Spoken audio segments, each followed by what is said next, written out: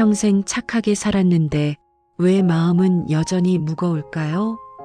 남 눈치 보느라, 자식 뒷바라지하느라, 체면 지키느라 정신없이 달려왔는데 돌아보니 정작 내 인생은 어디 있는지 모르겠습니다. 오늘 아침에도 눈을 뜨자마자 자식 생각, 돈 걱정, 건강 염려, 머릿속이 복잡합니다. 전화번호부엔 수백 명이 저장되어 있는데 정작 마음 편히 전화할 사람은 손에 꼽습니다. 혹시 여러분도 그런가요? 오늘 제가 드릴 3가지 이야기를 들으시면 왜 그동안 마음이 답답했는지 알게 되실 겁니다. 그리고 오늘 밤부터는 조금 더 홀가분하게 주무실 수 있을 것입니다. 조선 최고의 실학자 정약용 선생은 말했습니다. 사람은 60이 되어서야 비로소 삶의 본질을 깨닫는다. 지금부터 60 넘어 깨달아야 할 3가지 진실을 말씀드리겠습니다. 끝까지 집중해서 들어주십시오. 분명 여러분 인생에 도움이 될 것입니다. 67세 박영수 씨 이야기입니다. 박 씨는 명절 때마다 마음이 무거웠습니다. 자식들이 일찍 와서 하루 종일 함께 있어 주길 바랐는데 매번 점심 먹고 서둘러 돌아갔습니다. 손주들은 할아버지 무릎에 앉기보다 핸드폰만 봤습니다. 평생 너희들 잘 되라고 내 인생 다 바쳤는데 박 씨는 서운하고 허탈했습니다. 밤에 잠자리에 누우면 그 생각에 잠이 안 왔습니다. 그런데 어느 날 박 씨는 깨달았습니다. 자식들이 문제가 아니라 자신의 기대가 문제였다는 것을. 자식들은 그들 나름대로 바쁜 삶을 살고 있었고 그걸 이해하지 못하고 자꾸 내 기준으로 사랑을 재려고 했던 겁니다. 박 씨는 명절에 대한 기대를 완전히 바꿨습니다. 오면 반갑고 일찍 가도 괜찮다. 이렇게 생각하니 신기하게도 마음이 편해졌습니다. 자식들이 2시간만 있다가 가도 그 2시간이 감사했습니다. 손주들이 핸드폰을 봐도 요즘 애들은 다 그렇지 하고 웃을 수 있었습니다. 여기서 잠깐 혹시 여러분도 이런 적 있으신가요? 정약용 선생은 이렇게 말했습니다. 기대란 스스로 만든 감옥이다. 그 안에서 벗어날 때 비로소 자유로워진다. 우리가 힘든 이유는 상황이 나빠서가 아닙니다. 상황에 대한 기대 때문입니다. 자식이 이렇게 해주길 바라고, 배우자가 저렇게 해주길 바라고, 친구가 알아서 챙겨주길 바랍니다. 그런데 그 기대가 충족되지 않으면 실망하고 서운해합니다. 기대를 내려놓는다고 해서 관계를 포기하는 게 아닙니다. 오히려 더 건강한 관계가 됩니다.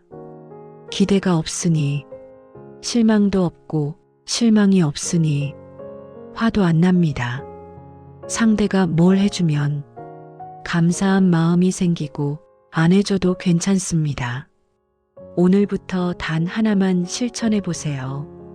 자식에게 먼저 전화하는 횟수를 절반으로 줄이는 겁니다.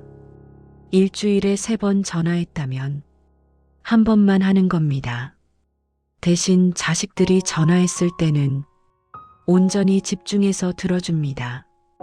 조언하려 들지 말고 간섭하려 들지 말고 그냥 들어만 주는 겁니다. 그러면 신기하게도 자식들이 오히려 더 자주 연락해 옵니다. 65세 김순자 씨는 전화번호부에 300명이 넘는 연락처가 있었습니다. 직장 동료들, 동창들, 이웃 사람들 일주일에 3~4번씩 모임에 나갔습니다. 동창회, 계모임, 등산 모임, 봉사 모임. 그런데 이상했습니다.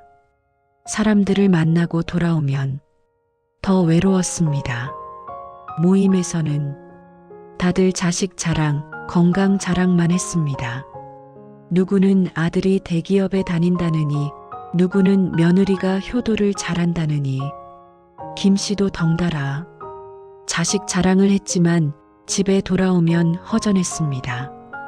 진짜 내 이야기는 하나도 못하고 왔습니다. 어느 날 김 씨는 용기를 냈습니다. 만나고 나면 기분이 나빠지는 모임들을 하나씩 정리했습니다. 일주일에 4번 나가던 모임을 한 달에 1번으로 줄였습니다. 대신 정말 마음이 통하는 친구 2명과 깊게 만나기 시작했습니다. 그 친구들과는 날씨 이야기, 건강 이야기만 하지 않았습니다. 요즘 어떤 생각을 하는지, 뭐가 힘든지, 뭐가 기쁜지 솔직하게 나눴습니다. 그러자 놀라운 일이 일어났습니다. 김 씨는 비로소 외롭지 않았습니다. 100명을 만날 때보다 2명을 깊게 만날 때 훨씬 더 행복했습니다. 정약용 선생은 이렇게 말했습니다. 친구는 수가 아니라 질이다. 마음을 나눌 수 있는 친구 1명이 1000명이 아는 사람보다 귀하다. 심리학에서는 이걸 덤바의 법칙이라고 합니다. 인간이 깊이 있게 관계 맺을 수 있는 사람은 최대 150명 정도입니다. 그마저도 진짜 친밀한 관계를 유지할 수 있는 사람은 고작 5명에서 10명 정도입니다. 전화번호부가 얇아진다고 서운해하지 마십시오. 그건 내 삶이 단순해지고 본질에 가까워졌다는 증거입니다. 오늘부터 이렇게 해보세요. 만나고 나면 기분이 나쁜 사람 1명을 정리하는 겁니다. 다음 모임에 안 나가는 겁니다. 미안해할 필요 없습니다. 내 마음이 먼저입니다. 대신 진심으로 보고 싶은 친구 1명에게 전화해서 깊은 대화를 나누세요. 그게 100명과 얕게 만나는 것보다 훨씬 가치 있습니다. 68세 최명희 씨는 30년 동안 시어머니를 원망하며 살았습니다. 젊은 시절 시어머니는 며느리인 최 씨를 끊임없이 구박했습니다. 밥도 제대로 못하냐, 시집와서 놀기만 하냐, 우리 아들이 너 때문에 고생한다. 매일같이 쏟아지는 잔소리와 핀잔. 최 씨는 참고 또 참았습니다. 착한 며느리가 되려고 애썼습니다. 하지만 시어머니의 말 한마디가 가슴에 못이 되어 박혔습니다. 시어머니가 돌아가신 지 10년이 지났습니다. 그런데 이상하게도 최 씨는 여전히 시어머니 생각만 하면 화가 났습니다. 명절 때 시댁 제사를 지내면서도 속으로 이렇게까지 해야 하나 하는 생각이 들었습니다. 다른 사람들이 시어머니가 좋은 분이셨죠? 하고 물으면 억지로 웃으며 네 했지만 집에 돌아오면 속이 뒤틀렸습니다. 왜 나만 이렇게 고생했을까? 왜 나한테만 그렇게 했을까? 밤에 잠을 못 이룰 때도 많았습니다. 30년 전 시어머니가 했던 말들이 생생하게 떠올랐습니다. 그러던 어느 날 최 씨는 거울을 보다가 깜짝 놀랐습니다. 자신의 얼굴이 돌아가신 시어머니와 똑같이 굳어 있었습니다. 언제부터인가 웃을 때도 눈은 웃지 않았고 입꼬리는 항상 내려가 있었습니다. 그 순간 깨달았습니다.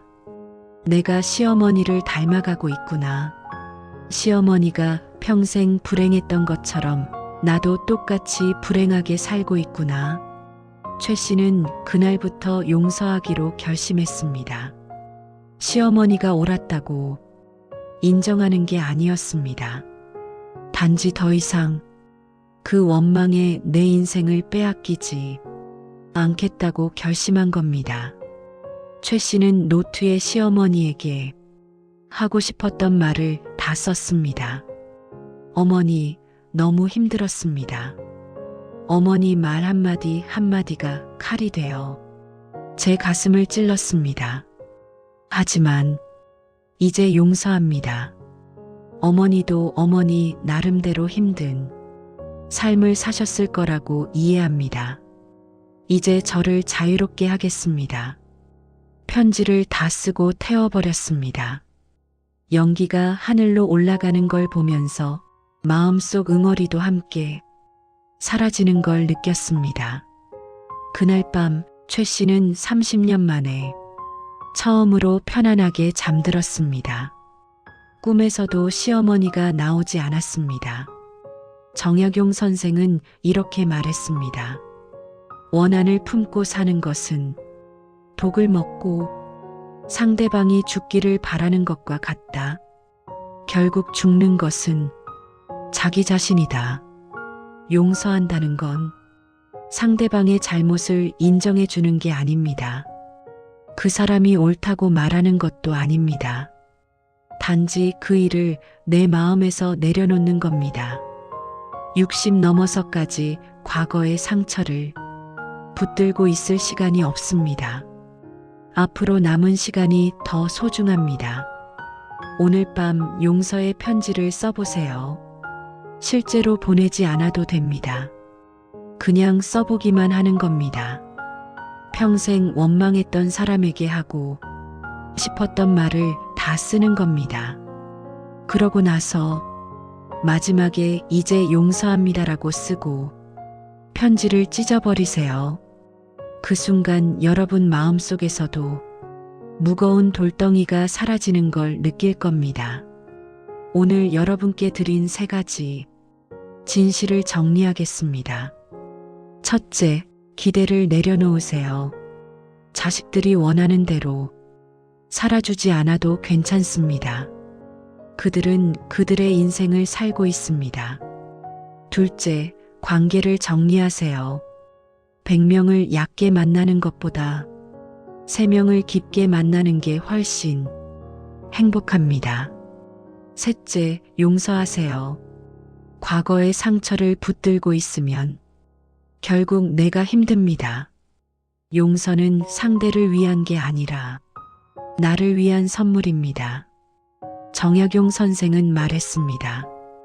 60이 넘으면 비로소 무엇을 버려야 하는지 알게 된다. 버리는 것이 곧 얻는 것이다. 평생 고생하며 살아오셨습니다. 이제는 좀 편하게 사세요. 착한 사람 되려고 애쓰지 말고 나한테 착한 사람이 되세요. 남 눈치 보지 말고 내 마음 챙기세요. 오늘 밤부터 무거운 짐을 하나씩 내려놓으세요. 타인의 기대, 불필요한 관계, 과거의 원망, 이런 짐들을 다 내려놓고 가볍게 사세요. 여러분은 충분히 잘 살아왔습니다. 이제 남은 시간은 오롯이 여러분을 위해 쓸 자격이 있습니다. 오늘부터 마음 편안한 삶을 시작하세요. 끝까지 들어주셔서 정말 고맙습니다. 오늘 제 이야기가 여러분께 작은 위로가 되었기를 바랍니다.